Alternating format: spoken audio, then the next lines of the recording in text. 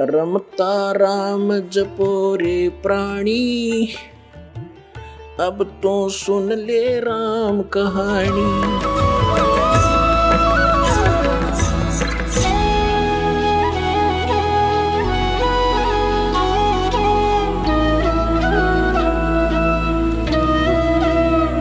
तो परमात्मा के प्रति छोड़ कहा करते कबीर जी, बिना भक्ति क्या होते है भावे काशी क्रोत ले। क्रोत आर्य न बोला करते, वो आरी लंबा आरा होया करता। कहते भक्ति बिना कुछ नहीं बना, चाहे काशी में जाके क्रोत भी ले ले, गर्दन कटवा ले, और मिटे नहीं मन वासना बहुविध भरम संदेह। जैसे वो काशी के लोगों ने, उन पंडितों ने ये अफवाह फैला रखी थी कि जो मगर मरता है, मगर गोरखपुर से 25 किलोमीटर की दूरी पर एक कस्बा है, और उस कस्बे का उस समय एक बिजली खान नाम का पठान नवाब था। वो भी कबीर परमेश्वर जी का शिष्य हो गया था। एक बार वहाँ अकाल गिर गया था मगर स्टेट में, मगर रियासत में, और सभी जंतर मंतर कर लिए थे। सभी सिद्ध पुरुषों ने हाथ खड़े कर लिए थे कि तुम्हारे संस्कार में 4 वर्ष वर्षा नहीं है, 4 वर्ष का अकाल गिरेगा ही गिरेगा। तब कबीर परमेश्वर जी के पास बिजली खां पठान स्वयं गए थे, परमात्मा मगर में आए थे, और आते ही वर्षा ने जबरदस्त वर्षा करवा दी थी। सब भर दिए थे, तालाब तुलोब सब एक कम एक कर दिया था। उसके बाद उस मगर स्टेट, मगर रियासत के यानी मगर कस्बे के सभी व्यक्तियों ने परमेश्वर कबीर जी से उपदेश ले लिया था। हिंदू और मुसलमानों ने, उस मगर के अंदर आधे मुसलमान थे, आधे लगभग हिंदू थे, और सभी ने, क्योंकि मरता के नहीं करता, फिर ज्ञान समझ में आ गया। तो मगर रियासत का जो नवाब था वो बिजली खां पठान भी कबीर परमेश्वर जी का शिष्य था। उधर से काशी नरेश वीरदेव सिंह बघेल, वो भी कबीर परमेश्वर जी की भक्ति और ज्ञान और शक्ति से परिचित होकर के उपदेशी कबीर जी के शिष्य थे। तो कबीर परमेश्वर जी ने कहा कि भाई धरती का भरोसा नहीं रहना चाहिए। तुम कोई तो कहते हो मथुरा में मोक्ष होगा, नहीं। परमात्मा कहते हैं मुक्ति खेत मथुरा परी, और किन्या कृष्ण कलोल, और कंस के सी चाणोर से वहाँ फिरते डामाडोल। तुम्हारी बात बड़ी कर दें, तुम मथुरा को एक मुक्ति क्षेत्र मानते हो, मोक्ष क्षेत्र। अरे उसमें कृष्ण जी ने तो वहाँ नरी मौज मचाई, जैसे मठ गोपियों के साथ बकवाद करी, और उस मोक्ष तुम मानते हो मोक्ष स्थान ही है वो। तो उस मोक्ष स्थान पर कंस केसी और चाणूर जैसे का बक्कल उतरा, उन बकवाद प्राप्त हुई, उनका मोक्ष ना होया। तो कहने का भाव ये था कि भक्ति जो यथार्थ भक्ति है, उस भक्ति के करने से मोक्ष होगा, और मर्यादा में रहते हैं। तो कबीर परमेश्वर ने उन ब्राह्मणों से कहा कि तुम मूर्ख बना रहे हो भोली जनता को, मैं मगर में शरीर छोड़ूंगा और मैं स्वर्ग से भी आगे सतलोक में जाऊंगा। अब इस बात ने ब्राह्मण मानने क्यों कर, क्योंकि सारी जनता में ढंडोरा पीट रखा कि वहां मरनिया तो गधा बनेगा, नरक जाएगा। तो परमात्मा वहां से चल पड़े। 120 वर्ष की उम्र का शरीर था कबीर परमेश्वर जी, दिखा रहे थे अपना। वैसे उनका शरीर की कोई आयु नहीं है, परमात्मा की कोई आयु नहीं होती। उन्होंने एक लीला में शरीर दिखाया था, एक जनसाधारण की तरह एक जीवन जीकर अपने हाथों से कर्म करके अपना निर्वाह करके दिखाते हैं, एक लीला करते हैं। वो प्रत्येक युग में आते हैं। 120 वर्ष की आयु शरीर की दिखा रहे, ऐसे महसूस हो रही थी, और काशी से पैदल चल पड़े। उनके साथ वीरदेव सिंह बघेल काशी नरेश भी अपनी सेना लेकर चल पड़ा, और काशी के बहुत से व्यक्ति दर्शनार्थ चल पड़े। और काशी के वो विद्वान पंडित मंडलेश्वर भी अपने पोथी बही लेकर के चल पड़े, पत्रे वत्रे और जो ज्योतिष जातस सारी शोधन खातर वो भी चल पड़े। वीर देव सिंह बघेल सेना इसलिए लेकर चला था कि मैं गुरुदेव जी के शरीर को यहाँ लाऊंगा जब ये शरीर छोड़ देंगे, और हिंदू रीति से इनका अंतिम संस्कार करेंगे। हम मुसलमानों के हाथ अपने गुरु जी के शव को नहीं जाने देंगे। अब बिजली खां पठान मुसलमान को जब ये पता चला कि गुरुदेव यहाँ आ रहे हैं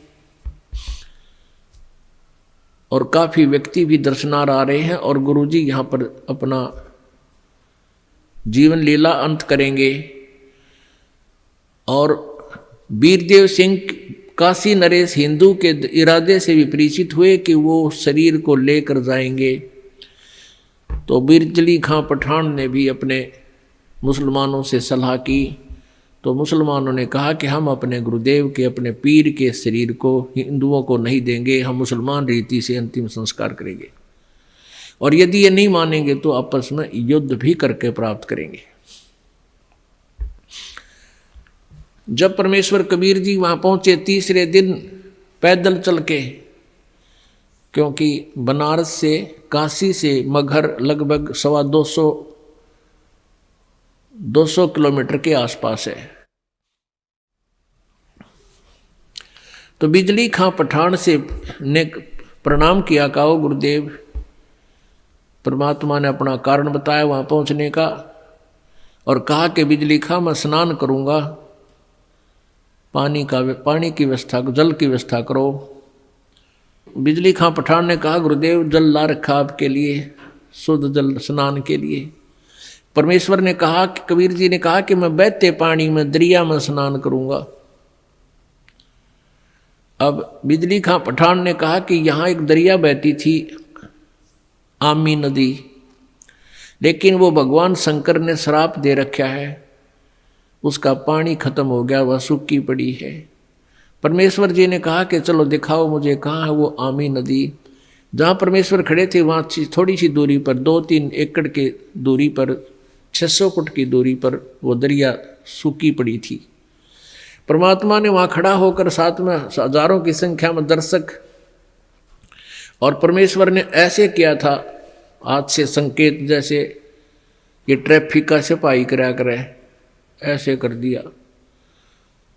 क्या देखते हैं कि थोड़ी सी दूरी पर एक बहुत बड़ा धमाका हुआ और एकदम पानी से भरकर नीचे से पानी इतना जोर से निकला और पूरी दरिया भरकर चल पड़ी।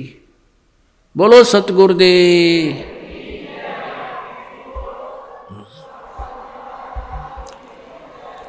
बंदी छोड़ कबीर परमेश्वर जी की जय।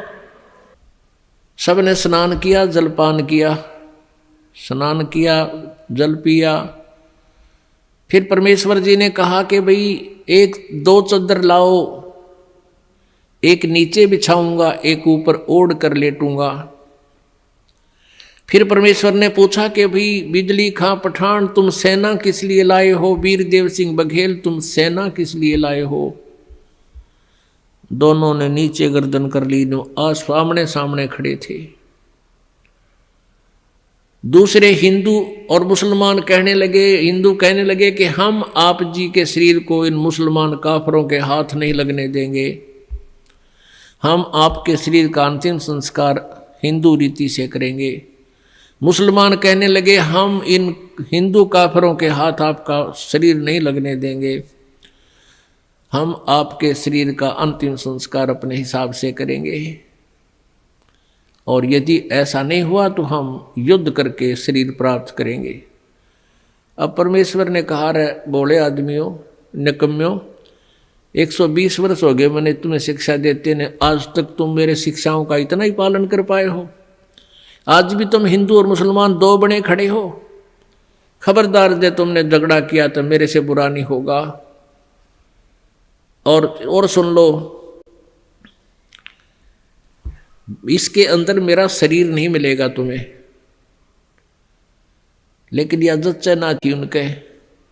फिर भी अगर तुमने झगड़ा नहीं करना है, एक सदर तुम ले लेना, एक मुसलमान ले लेंगे, एक हिंदू ले लेंगे, और सदरों के बीच में जो भी वस्तु मिले आधी आधी बांट लेना, तुम लड़ियो ना भाई, ना तो विनाश हो जाएगा, गृह युद्ध शुरू हो जाएगा, आपसी जुल्म हो जाएगा, महाभारत से भयंकर युद्ध हो जाएगा। लेकिन उनके मन में न्यू थी कि एक बार गुरुजी शरीर छोड़ दे फिर तुम आप देख लेंगे, हाँ फिर हम न मानना किससे कि नहीं, अपने हिसाब तक कराएंगे हम। अब परमात्मा ने ऐसा ही किया, शरीर तो उनका साथ ही गया था, छोड़ा नहीं था। लेकिन क्या हुआ, जितने सबके समान था, सब जैसे चादर ओढ़ी थी ऊपर के और शरीर के ओढ़ा हुआ जैसे महसूस होता, इतने ही शरीर के आकार के फूल बन गए, सुगंधित फूल। और परमात्मा आकाश में जाकर आकाशवाणी की कि भी देख लो ब्राह्मणों, देखो मैं जा रहा हूं सतलोक को। जब आकाश में देखा तो परमात्मा का नूरी शरीर तेजों में शरीर हो गया और ऊपर आकाश को जा रहे हैं, और ये आकाशवाणी करते जा रहे हैं और कहते हैं उठा लो पर्दा, इसमें नहीं है मुर्दा। चद्दर उठा के देखा, उसमें सुगंधित फूल पाए।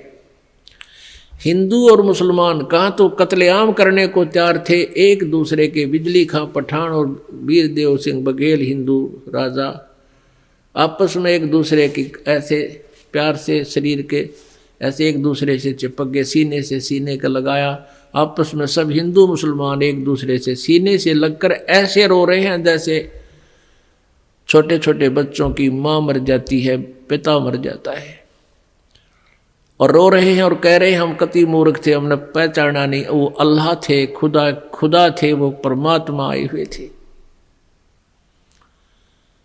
अपने आत्माओं,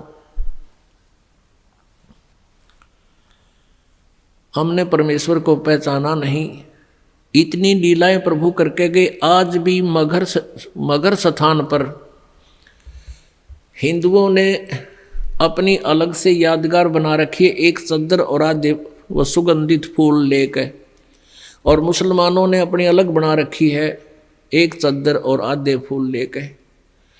आज भी ये दास उसको, आज भी विद्वान है ये दास, बहुत बार उसको देख कर आया है,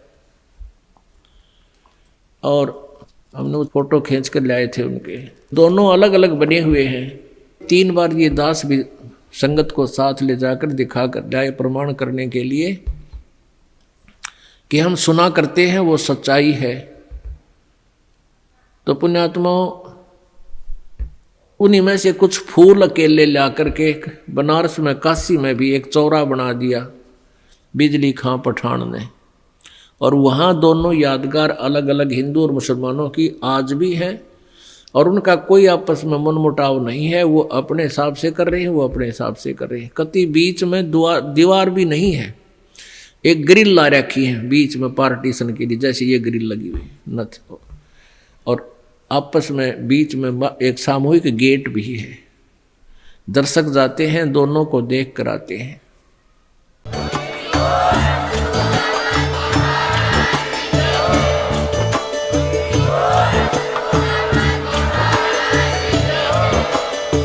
सुन रहे थे जगत गुरु तत्वदर्शी संत रामपाल जी महाराज जी के मंगल प्रवचन। अधिक जानकारी के लिए विजिट कीजिए हमारी वेबसाइट www.jagatgururampalji.org। संत रामपाल जी महाराज जी के शुभ आशीर्वाद से पूरे विश्व भर में 500 से भी ज्यादा नाम दीक्षा केंद्र हैं, जिन पर संत रामपाल जी महाराज जी द्वारा ऑनलाइन निःशुल्क नाम दीक्षा दी जा रही है। अपने नजदीकी नाम दीक्षा केंद्र का पता करने के लिए संपर्क करें 8222880541।